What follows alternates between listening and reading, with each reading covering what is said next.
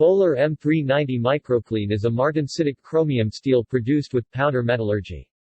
Due to its alloying concept, this steel offers extremely high wear resistance and high corrosion resistance, the perfect combination for best application properties.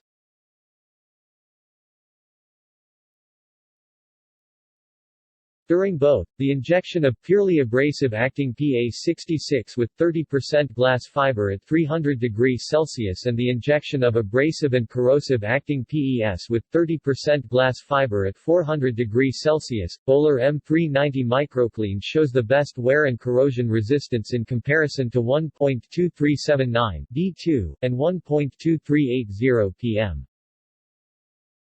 The formation of corrosive sulfurous degradation products during processing of PES significantly increases the load on the tool.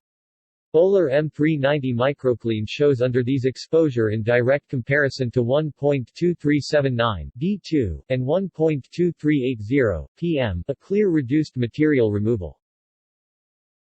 The application properties are extremely high wear resistance, high corrosion resistance, excellent grindability, high mirror finish polishability, high toughness, minimum dimensional changes, better resistance to vibrations and mechanical shocks. Voestalpine, one step ahead.